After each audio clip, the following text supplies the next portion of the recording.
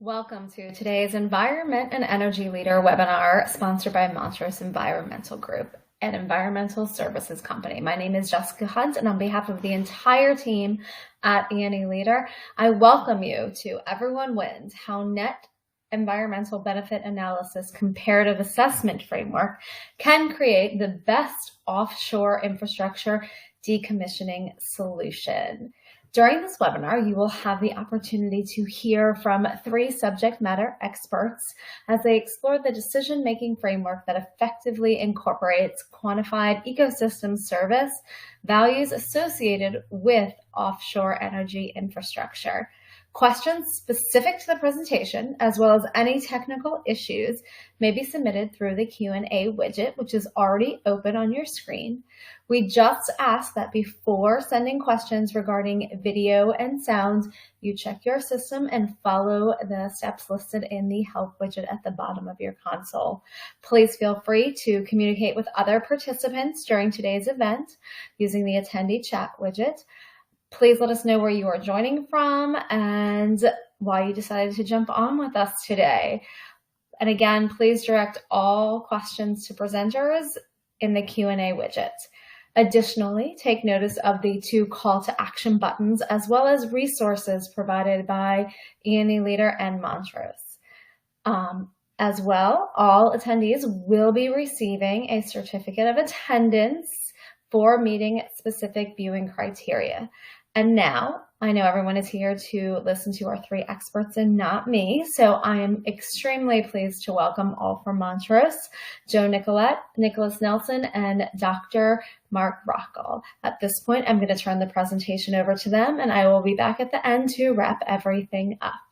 Thanks, Jessica, and really appreciate everybody taking the time to join this webinar. I'm going to go ahead and introduce our co-presenters. Myself, I head up the Ecosystem Service Economics Group for Montrose Environmental Group. And then Mark Rockel is a PhD resource economist. And Nick Nelson is a scientist that also works with our group. And, on behalf of Montrose, we appreciate the opportunity to present some of the advances that we've made in environmental decision-making, especially as it relates to offshore decommissioning of subsea structures. The work is based on our team's worldwide experience on the use of natural resource economics approaches that are used to enhance the decision-making process. Today, we're going to be discussing a net environmental benefit analysis-based comparative assessment framework, also known as a NEBA-CA, for decommissioning option decision-making. The framework provides a win-win scenario for regulators, the industry, the public, and importantly, the environment. The overall goal of the approach is to maximize ecosystem service benefits, both ecological and social, to the public while managing site risks. That is, we help find that optimum balance between the risks and benefits in competing options. The NEBA-CA concept first came out and was first published, not first published, but presented at the Offshore Oil Platform Decommissioning Forum in January of 2020. We were invited to present this by the state of California as it incorporated both state and federal agencies, and really as a way to help educate the public, regulators, and industry, as well as other stakeholders about the decommissioning process. In doing so, we developed a video that provides an overview of decommissioning, the issues that are faced in the decision-making process, and we introduced the NEBA-CA approach. And the video was presented at the Aquarium of the Pacific as part of this option.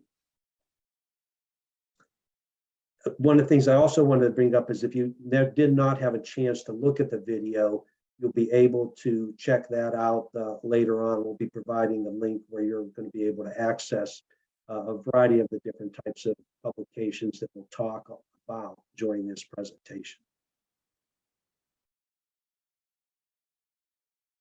The agenda for the call is really, or for the webinar, is to talk about NEBA-CA. What is it? Then we're going to talk about the science behind it. How did it evolve?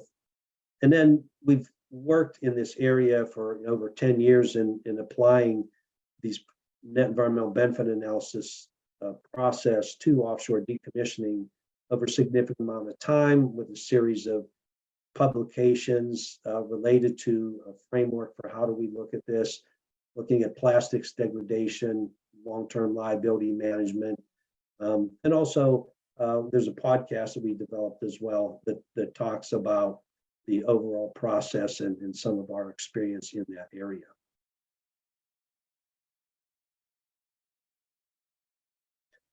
What we're going to talk about now is I'm going to give you an introduction to NEBA-CA related to offshore decommissioning. And in this regard, the recent data, what's happened is that recent data has indicated that offshore oil and gas structures have been in the oceans for decades and have accumulated significant ecological and social value. You've had accumulation of benthic organisms, fish and reptiles, as well as attraction by marine mammals. Marine mammals have been noted to use these areas as feeding stations, and it's evident the sea turtle here is also feeding along this subsea structure as well. One of the things as well to consider is these structures degrade over a very long time. So there's a lot of value and time frames associated with how these will be in place for hundreds to potentially 1,000 years. So, and as well as they require exclusion zones that protect the asset from navigation, unauthorized navigation, help protect health and safety of the public, as well as prevent trawling from occurring too close to the equipment as well. These areas have provided value to the public for a long period of time. The precautionary principle itself states that the precautionary principle of risk management implies that if an action or policy has a suspected risk of causing harm to the public or the environment, in the absence of scientific consensus that the action or policy is not harmful, the burden of proof that it's not harmful falls on those taking the action. Thus, the decision makers on what to do with the subsea structure is important. And that's one of the things that the precautionary principle focuses on. And the precautionary principle encourages then policies that protect human health and the environment in the face of uncertain risks. It's meant to ensure the societal good is represented. The question becomes, do we have consensus that removal of these structures provides greater benefit than managing them in part or in whole in the environment? When you look at this problem that's being faced right now, there's 6,000 oil and gas platforms globally, with hundreds to be decommissioned every year over the next decade. They have been documented to have valuable ecosystems, and many of the regulations that were developed a while back really say full removal is the preferred option, to go back to a clean seabed. However, these regulations precede some of the science that's really come out recently. So the question becomes, does the clean seabed actually provide greater incremental value compared to the ecosystem supported by the hard structure? Additionally, repeated trawling in the North Sea, which is trawled approximately 6% of its area, it has impacted the seafloor. So a clean seabed baseline does not exist because trawling occurs every several years, so the system really can't get back to that baseline level.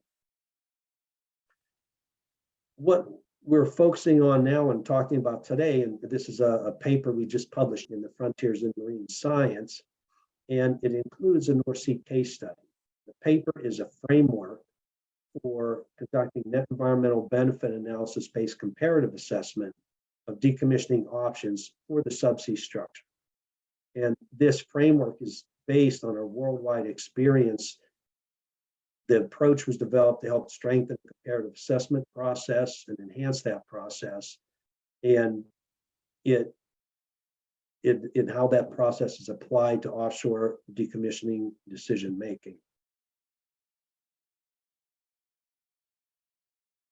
When we talk about enhancing and strengthening the comparative assessment process, or CA, the current CA processes have some disadvantages. One of the things we found through this experience and work we've done in the North Sea, Australia, Gulf of Thailand, in California, Gulf of Mexico, off the coast of Australia, the regulators are looking for more consistency and transparency in the decision making, because without that, it's hard for them to vary or veer away from really what they consider the base case of doing a full removal.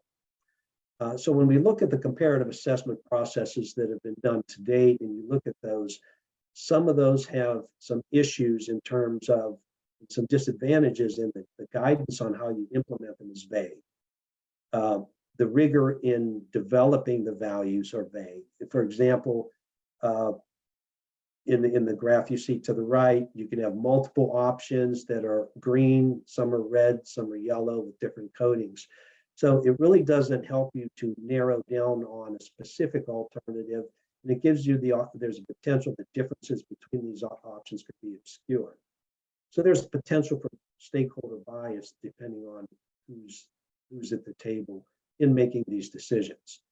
And one of the things too that this process does not fully take advantage of is understanding the multi-generational benefits provided by the subsea structure. CAs tend to focus on risks, whereas we like to include a good example of the benefits associated with a risk, so you can do a comparison of those two.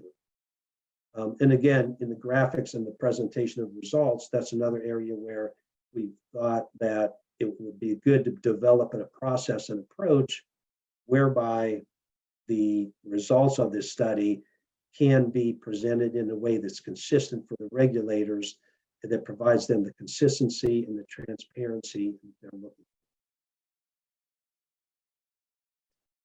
for. The framework that's presented in the paper that was just presented really encompasses 3 different types of information. The first is, your first step is your analysis planning, which is really a big step in how you're going to conduct your analysis of options.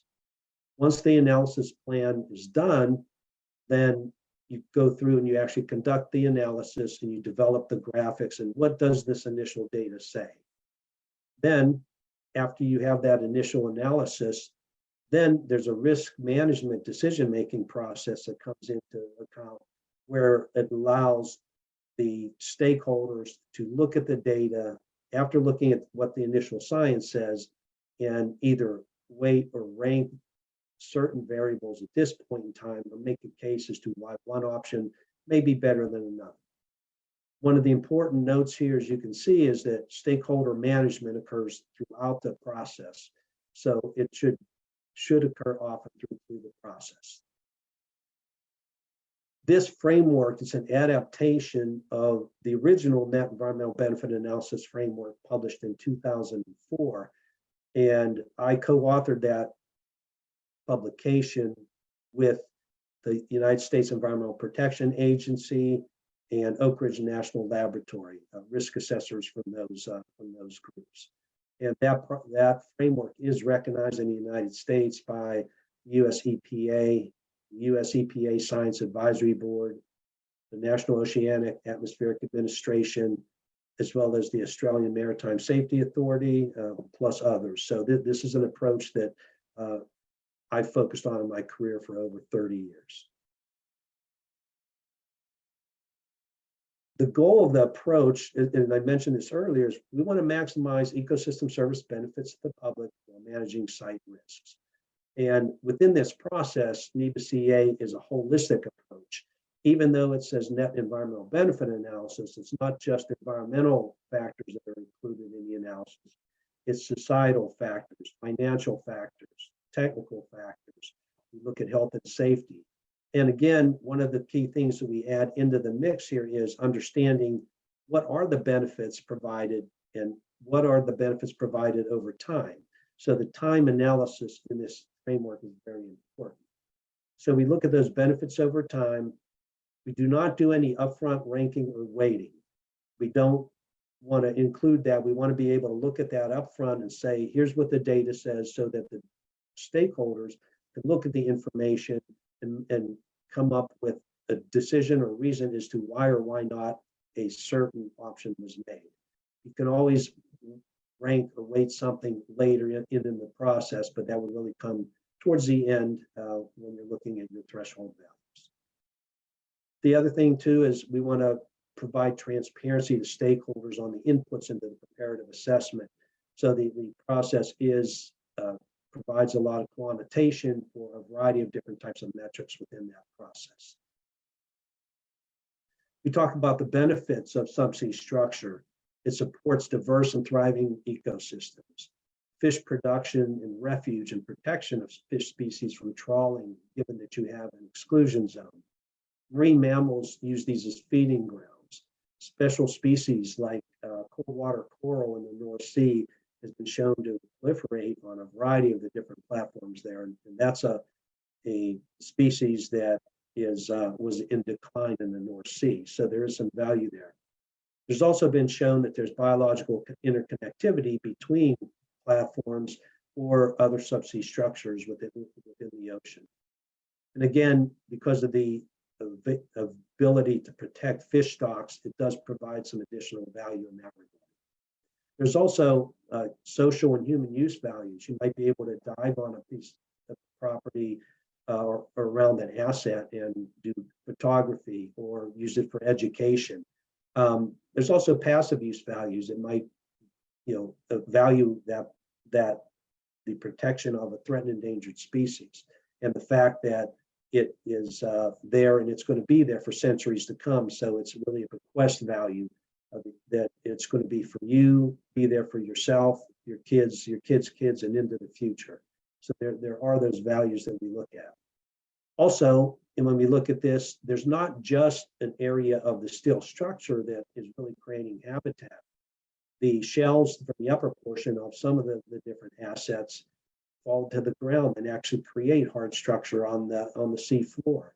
And that sea floor in and of itself creates an additional habitat aside from just what's attached to the still.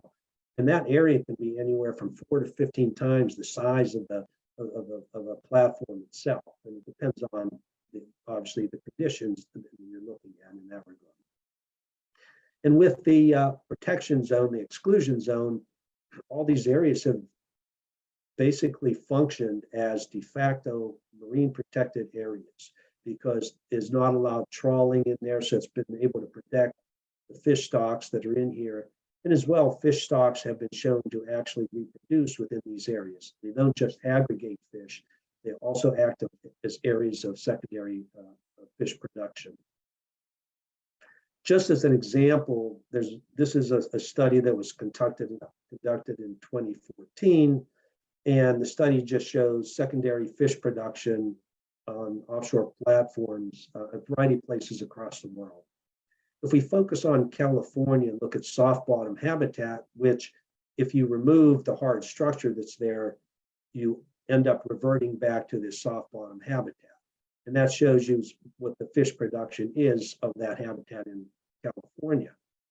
If we look at deep rocky reefs in California, if we look at estuaries in California, and we look at artificial rocky reefs in California, you can see they start to generate significantly more value. This study did identify that the most production of any of the natural reefs in the world are under and associated with these oil platforms in the order of anywhere from 18 to 150 times the value or secondary fish production that you see in soft bottom habitat. when we talk about ecosystem services and the incorporation of these into the framework, we have a habitat or an ecosystem in the ocean. And that ecological habitat, because of its presence, also provides human use services. You could fish, you could commercial fish, recreationally fish.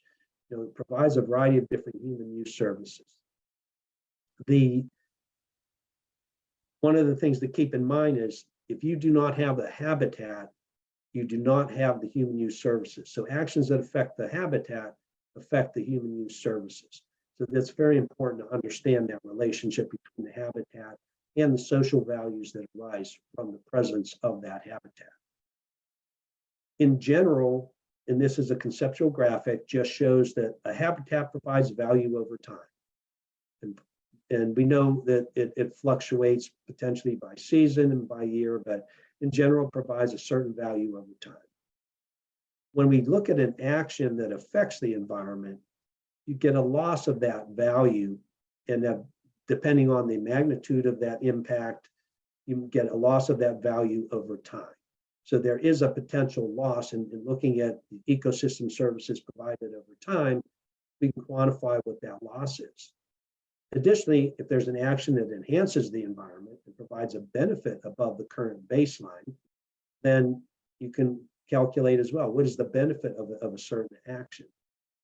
In this case, as an example, when we look at subsea structure, if there's a certain point in time where you need to do a full removal of the structure, it provides all this benthic habitat, this fish, reptile feeding areas, mammal feeding stations, and so forth today.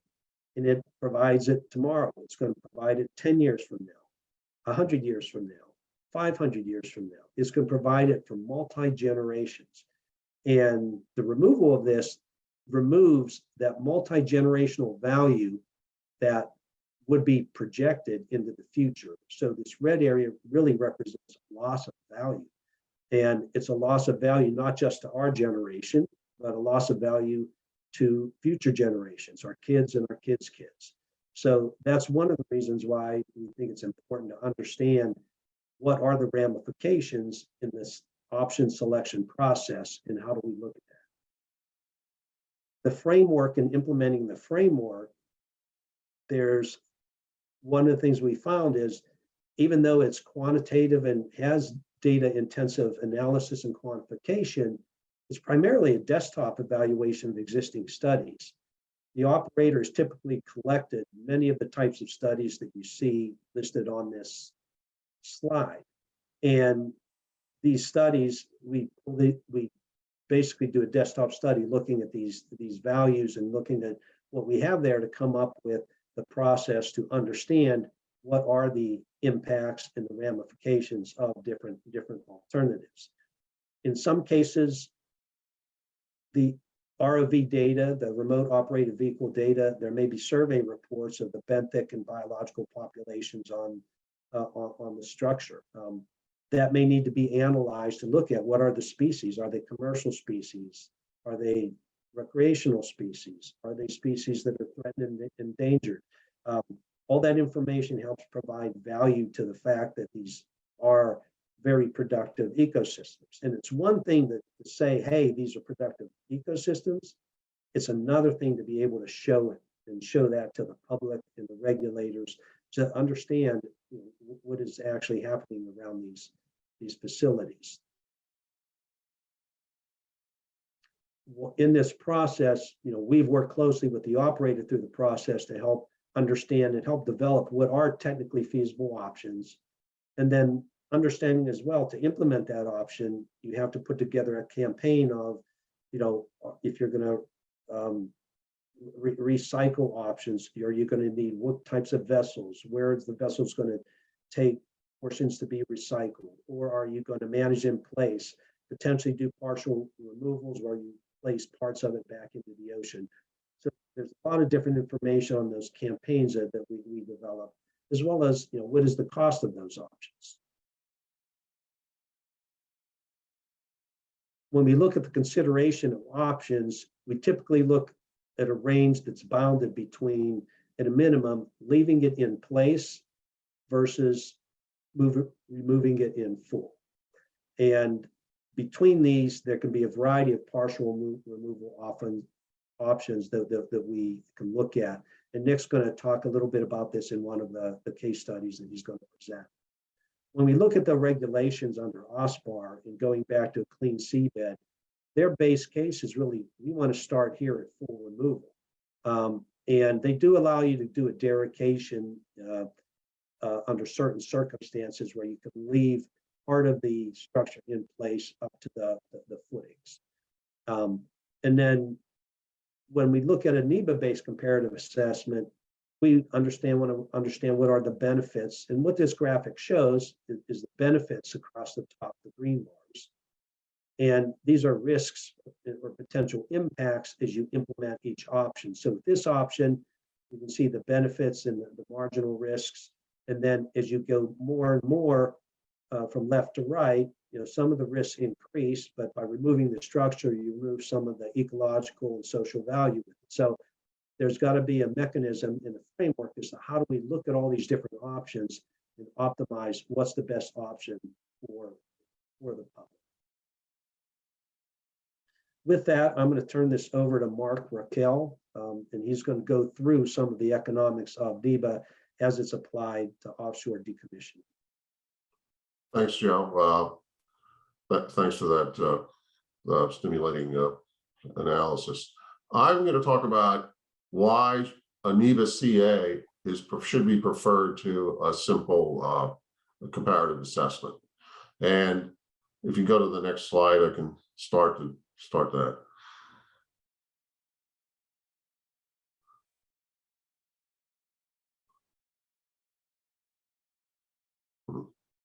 So in order to make the argument that a NEBA-CA is preferred to another framework, I'm going to go back in history in economic welfare theory. Why do we know if one alternative is better than another? And this, one would think in your mind, oh, that's a pretty simple question. I know, if I prefer creme brulee to carrot cake, I know that. Well, from a benefit cost or from a decision-making process, what we want to understand is how do we know one thing's better than another? Well, Wilfred Pareto came up with a criterion in 1896 that said, well, we know that whether a social change from an outcome or from an alternative makes the world better off, if indeed one person's made better off and no one else is made worse off. When you think about that criterion, you say, well, that's pretty stringent, because if I have 100 people and we all like this public park we're going to build, but somebody says, no, I don't like that idea, then it would fail the Pareto test. Well, it took 40 years later, and two professors came up with a more pragmatic criterion that seeks to identify potential Pareto improvements. So what they came up with, they said, well, an alternative is welfare improving if those who gain from the change could, in principle, fully compensate the losers, with at least one gainer still being better off. And that was what is called the Calder-Hicks criterion. And it's a test of whether total social benefits exceed total social cost. And it's the theoretical foundation of benefit cost analysis, or net present value analysis. And this equation on the right, basically I want to point out what it's implying. It's implying several things. First of all, that you need to measure benefits, over time. So if your project's 100 years, 200 years, 300 years, you need to at least try to measure what those flows of benefits and costs are going to be. The other thing, 1 plus R, over at 1 plus R, is essentially that's a discount rate. So what you want to do is incorporate the benefits flows over time in a discounted manner, because obviously a benefit today is worth more to us than, say, a benefit 100 years from now. So the benefit cost criterion requires the value and the flow of ecosystem services over time, usually with and without a condition. The without condition is usually the baseline condition. And as Joe pointed out, we would use the baseline condition as the structure being in place, versus the comparative assessment starts out with a clean C4. Nevertheless, no matter what baseline you start out with, you should be able to end up with a similar understanding of what the values are for these different alternatives. The other thing that the benefit cost criterion calls for is that we use measures of willingness to pay or willingness to accept from society. So society's willingness to pay is ultimately what we're trying to measure, and that's why we developed all these economic models and methods to try to do that. The other key thing in using benefit cost criterion is you don't always have to convert everything into a monetary metric. And that's really key when we're talking about environmental services. Another key thing that benefit cost analysis uses the benefit cost criterion that you're probably familiar with is when people are trying to determine the medical efficacy of drugs. They use something what they usually call a non-monetary metric called quality adjusted life years. And there's a whole literature about that in the medical science community about how you do that and what you do. But the fundamental understanding is you're following this benefit cost criterion. I have a next slide, please.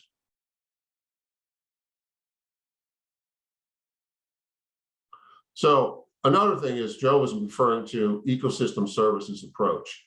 The ecosystem services was kind of coined, after the Millennium Assessment in 2010. But this slide is just to point out that we've been trying to wrestle with this understanding. We understand that there's a connection between healthy natural systems and social and economic welfare. That's not new. As a matter of fact, that's a direct quote that came out from a conference of governors in the White House in Washington, D.C. in 1908. So this has been something that we understand, but we're trying to figure out, how to measure it. Next slide, please.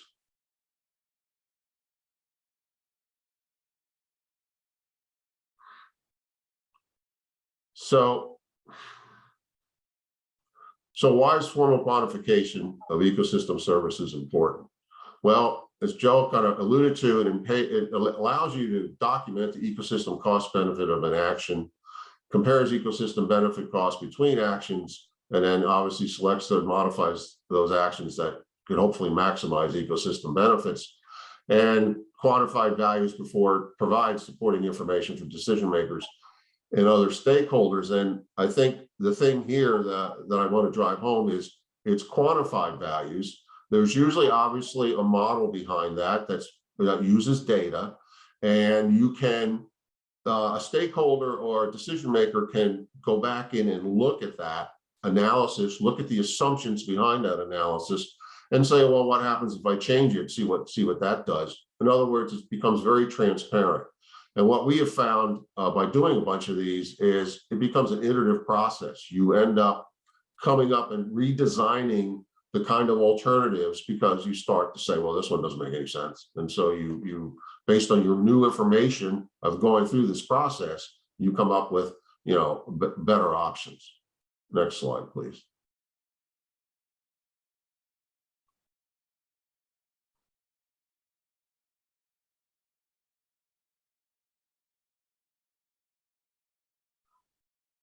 So a NEBA-CA tries to maximize the ecosystem service benefits to the public by managing site risks. And so again, just like you've seen this slide previously, we're trying to quantify all these different metrics. And we try to, as a comparative assessment tries to do, it tries to take into account all these factors that you see, on the left, and the right, and it uses, ecological habitat values, human uses of the sea, greenhouse gas emissions, health risks, navigation, trawling risks, technical removal risks, and costs. And the idea here is to put it in a formalized framework where we can try to quantify most, if not all, of these factors that are going to contribute to whether we can then come back and say, yeah, this alternative is preferred to this alternative. Next slide, please.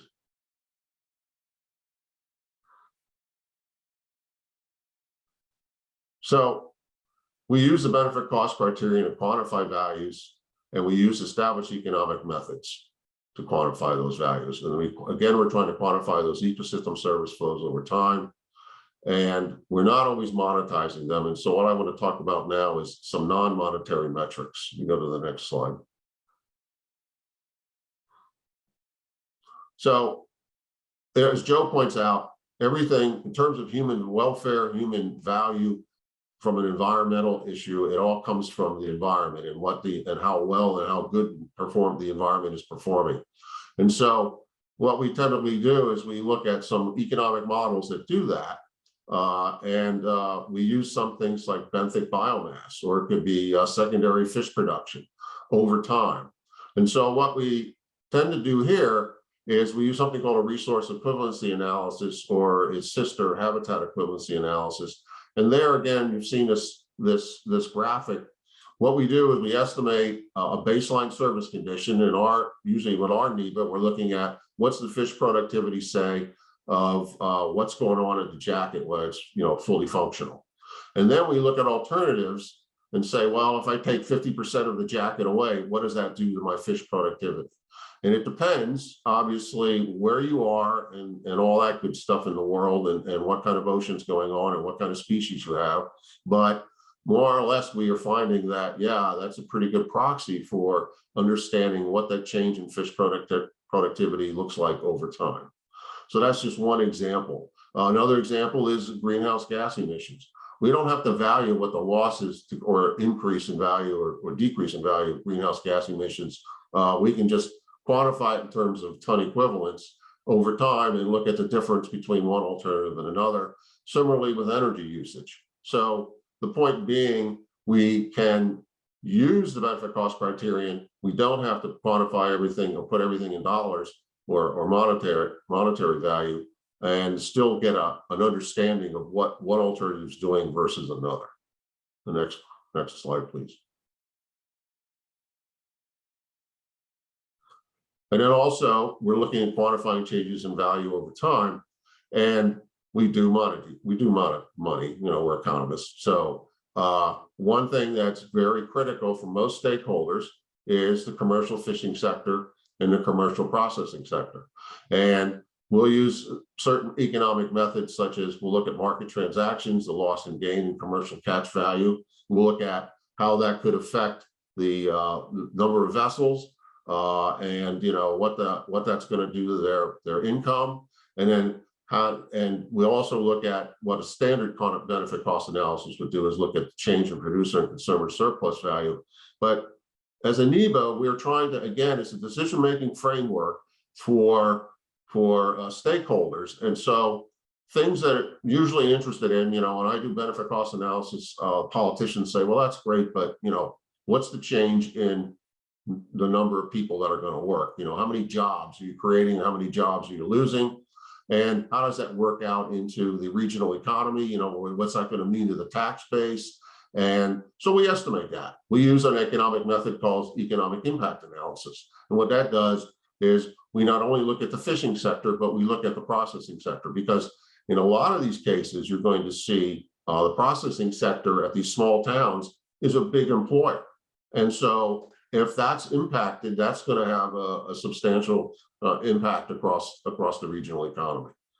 Recreational fishing. Some platforms, like out in the North Sea, obviously there's not much recreational fishing, but some platforms like just off in the Santa Barbara Channel in California, there's a lot of recreational fishing that we've seen there. And there's not only recreational fishing, but there's tourism, whale watching. There's also charter boats for fishing. And so we need to understand two things. We need to understand what's the consumer surplus value, or what's the value of all those people to that. The ability to say, for fit recreational fishing, we know that there's increase in productivity around the jackets, so we can estimate the change in catch value and how that circulates up through the value to the individual fisher, as well as how that affects the entire recreational fishery. Similar with whale watching and those other things. We also look at the economic impact analysis, because again, people are going to say, those stakeholders are going to say, you're going to shut me down, or you're going to affect my business. So we look at that. And then finally, we look at rare and threatened and endangered species using what they call stated preference methods. And usually we're looking at studies that are, for example, in the North Sea, there was some studies that showed what the public's willingness to pay were for threatened and endangered species like Lophilia, which is a cold water coral. And the idea here is you're not only looking at people that use or potentially could use the resource, you're looking at the resource and providing these kinds of economic benefits, i.e. preservation of rare and threatened endangered species that host a larger group of people. It could be the entire country, it could be the entire county or whatever. But the point is, you need to capture that value. And so those are the types of methods we use. Next slide, please. So I think really from the benefits of a NEBA-CA versus just a standard comparative assessment is we're able to specifically estimate benefits over time. We're taking into account the short-term and the long-term benefits. So the future is incorporated. As Joe points out, these structures can be hanging around for 3 to 5 to 800 years. And so it's important to understand that flow of services over time. And we also, I think the important thing is we're using standard economic models and methods to try to get an understanding of what the impacts are from each alternative to a variety of stakeholders, whether they are, users of the resource or, just have a stake in it, i.e. from, they want a marine mammal preserve. And then we don't rank them. We basically try to use our methodologies to say, well, here's our model, here's our assumptions, here's the data that we've used, and here's the results. And so that provides transparency, I believe, and allows stakeholders to ultimately come up with the comparative assessment, which we think is best done with a NEBA-CA. Thanks. All right, thanks, Mark, for helping to, I think, demystify the process and the framework of NEBA-CA. I think it's important that when we talk about providing a transparent basis for stakeholders, that we provide a level of transparency of how we conduct the analysis and what methodologies we use within the framework itself. So thanks for that. My name is Nicholas Nelson. I'm going to be working and talking through a NEBA-CA example case study that we worked on in the North Sea. So next slide, please.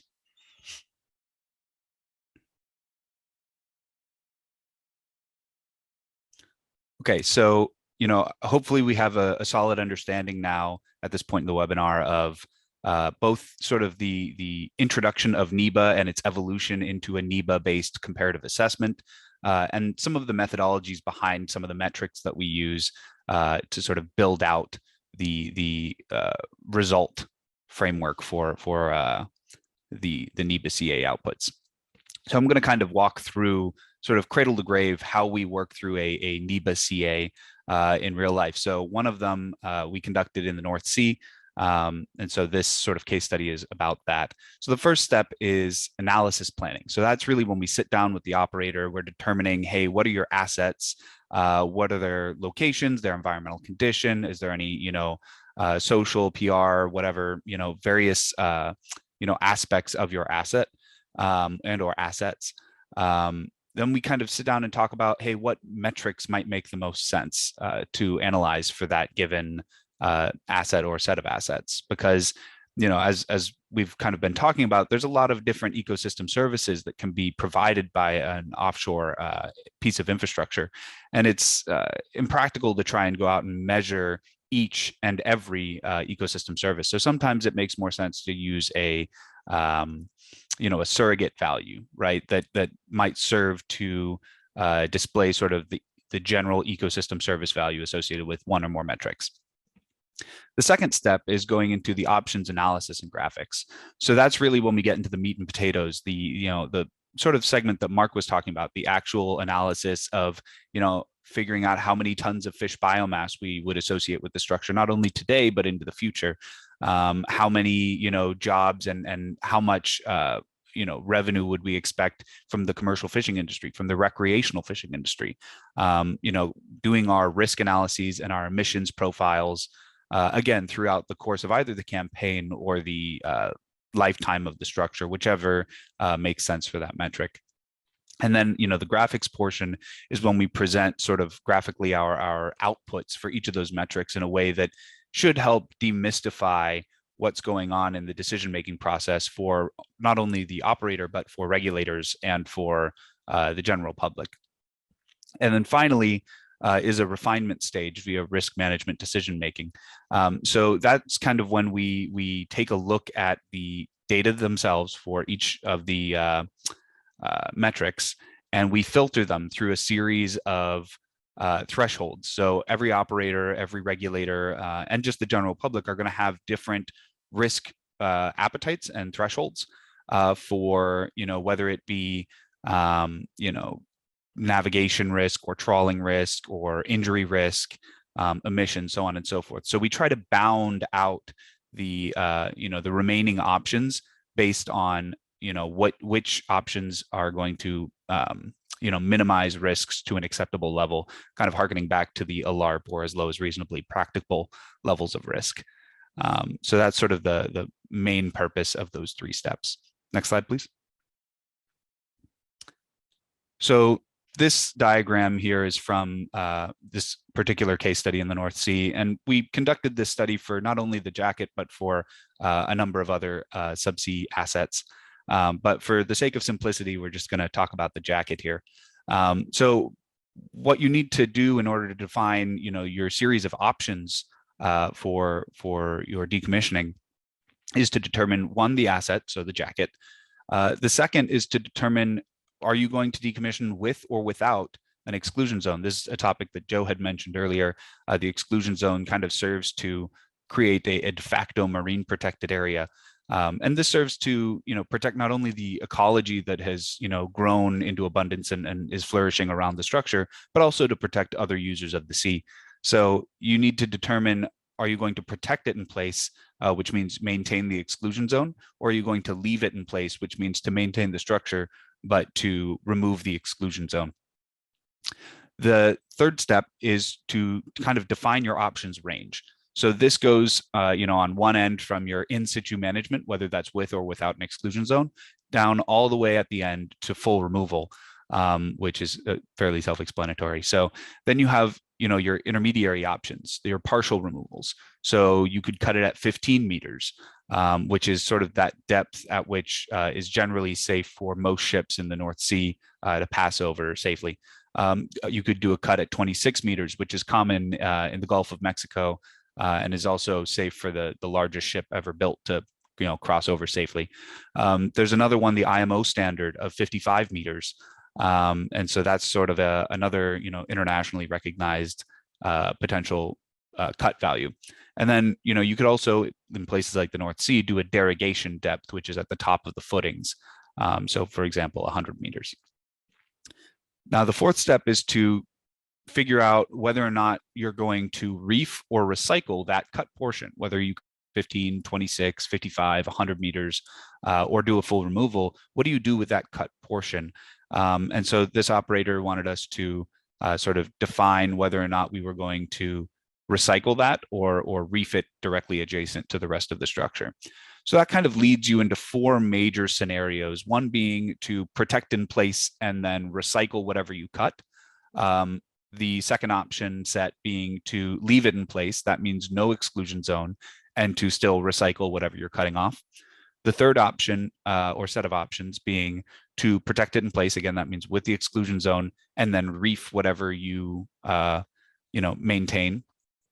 And then the fourth option being to leave it in place, again without the exclusion zone, and reef it down directly next to the structure as well. All right, next slide, please. So, as Mark had kind of spoken to earlier in the presentation, it's an iterative process, and the purpose is to provide some level of transparency so that stakeholders and regulators and operators can see how changing an option might change maybe the implementation health and safety risks, or might change the emissions profile, or might change the projected biomass over the course of the lifetime of the structure. So you can kind of see those changes based on how you change your option.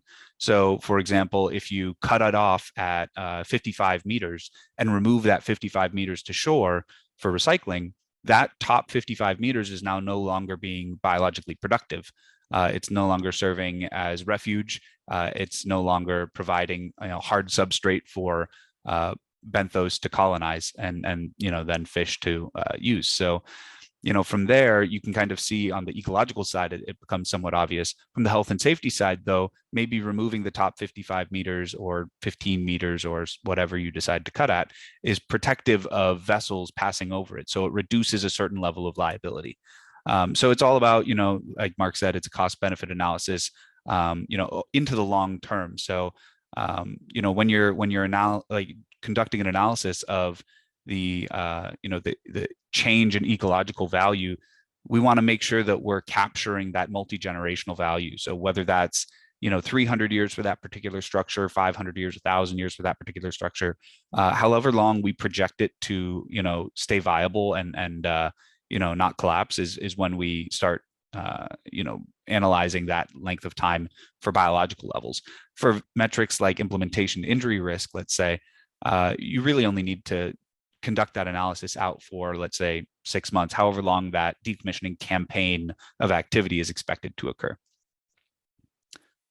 And go ahead, next slide.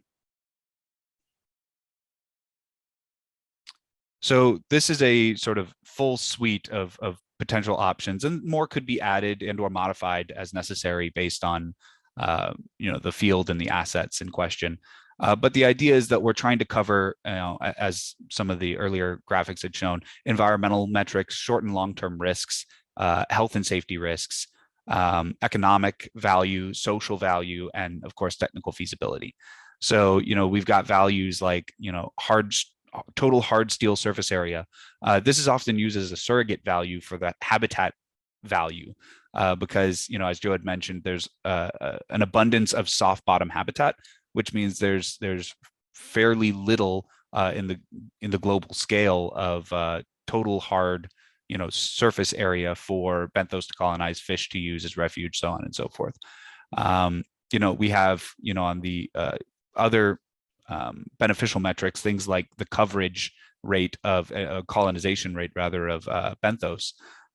You could talk about the commercial fisheries value, as Mark had talked about. And there's other active and passive value uses that you can calculate. And then on the detrimental side, we have things like, hey, what are the technical feasibility constraints within the option? Does it pose a buoyancy risk? Does it pose a risk that is unacceptable when it comes to the actual implementation of removing it? Is it too big or too heavy to cut in one section? Do you need to cut it in multiple segments? Then we start talking about other risks like the ecological risks associated with, maybe naturally occurring radioactive material or plastics.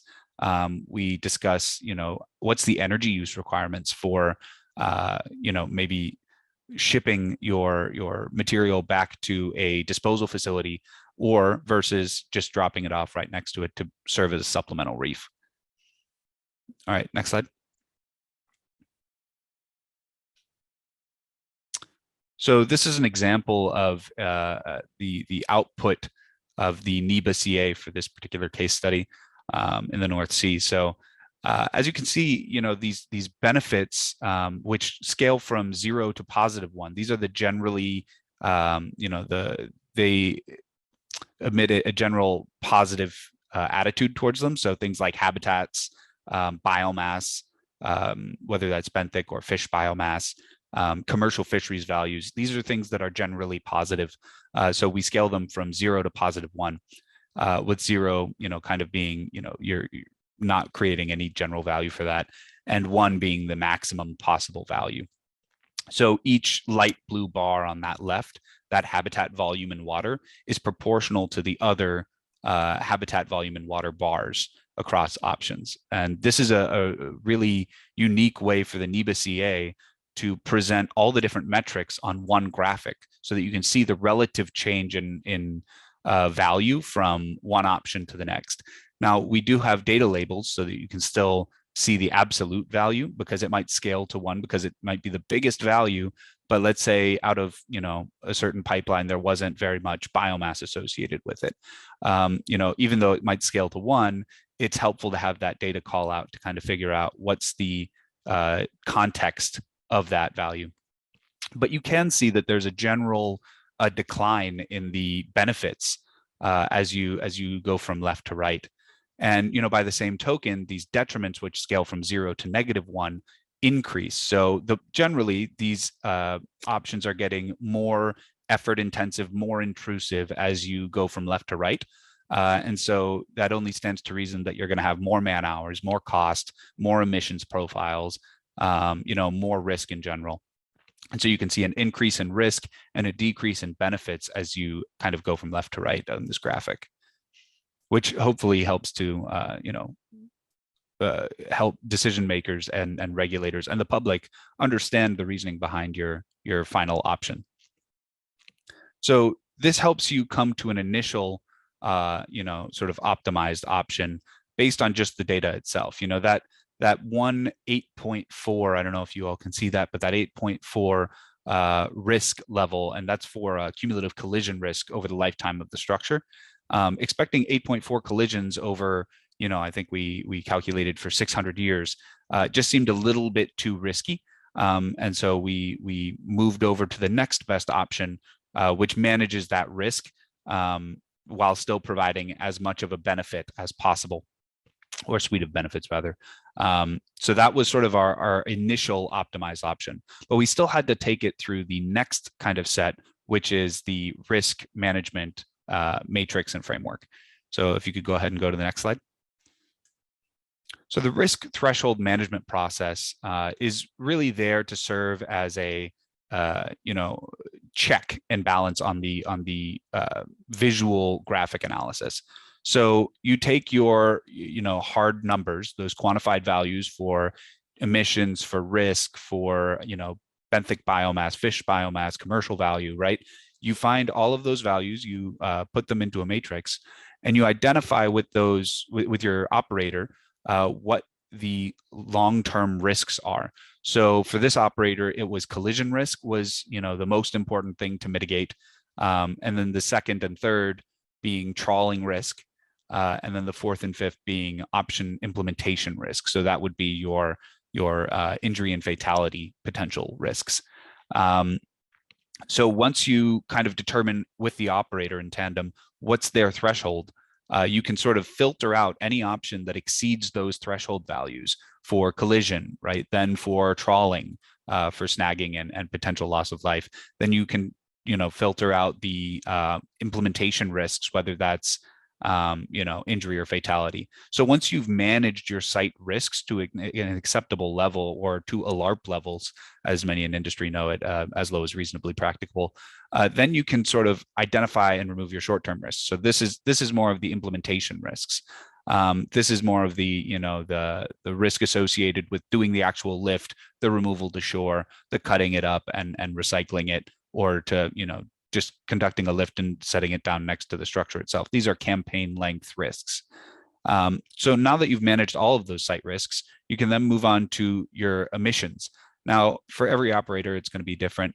But as emissions profiles and ESG reporting becomes more important, this can influence, and they might have thresholds to say, hey, now that we've managed our risks, we really want to manage our emissions profile as a firm. So that our reporting, we meet certain goals, right? So whether or not there's a threshold for that is up to the operator, right? From there, you try to maximize within your remaining options whatever the best set of options are for your ecosystem service values. That's your commercial fishing value, your benthic biomass, your fish biomass, your coverage, your social values, and maybe education values and things to that extent. So now that you've managed your risks, the idea is to maximize your potential ecosystem service values, and then if and only if your your remaining options, you're left with multiple for a given asset, and there's really no metric that serves as a differentiator for a meaningful decision making, then and only then you can use cost as a differentiating tiebreaker. And the idea behind this is that you can refine and come up with a final optimized option from your NEBA-CA analysis, which, the goal of which, as we've all said, is to maximize site or maximize benefits while managing site risks. All right, next slide. So as we've kind of talked about and touched on a few times here, it's important that we're, considering our long-term multi-generational benefits, but also short and long-term risks. What are those risks of maybe plastics or from norm, short-term or long-term, whether you remove it or leave it or manage it in situ. The important part, though, is that we're analyzing all of these values over a length of time that makes sense for that particular metric. The second is that we really do not rely on rating or weighting these schemes, because any level of that starts to impede on the level of transparency that we're really aiming for all of the stakeholders. And that, again, leads itself to providing transparency. So the idea is that not only the operator can come to a decision, but that decision then is transparent and easily understood by the regulator, by the public, and anyone else who may be interested in how that decommissioning decision-making is working. Okay, next slide. All right, so I'm going to go ahead and turn it over to Joe Nicolette here to sort of field any questions we might be getting in the chat. Great, thanks, Nick. First of all, I want to appreciate everybody. I appreciate everybody attending the webinar, and just also want to make sure that there are in the chat box, there are some notes that will provide some information on access to a variety of the different materials that we talked about. And just wanted to say one thing about, stakeholder interaction through that whole process is important to get buy-off. But one of the reasons why we'd like to provide that quantification in that is that not all stakeholders are going to agree, because they have their different specific interests, but at least this way they can see the data and how it looks, and they may not like a decision that's arrived at, but there's a defined basis as to why that decision was made. But with that, again, I appreciate everybody taking the time to do this, and we'll respond to the questions that come up subsequent to this webinar, and we will get back to everybody. Thanks again. Bye-bye. Well, Mark, Joe, and Nicholas, I want to thank you for providing a wonderful presentation today for all attendees. I know that those who are joining us live are going to take away an immense amount of knowledge with them. Just a reminder that all resources that the presenters referenced during today's event will be emailed to attendees post-live event. Any questions we did not get to during the presentation today will be answered by the team as well. If you happen to be watching this on demand, please feel free to submit questions to any of the presenters, and they will get back to you as soon as they can as well. Thank you again to the team at Montrose for, as always, providing us with an immense amount of information that is truly applicable across many sustainability and environmental fields. At this point, I'm going to conclude today's webinar, and we look forward to seeing you in a couple of weeks.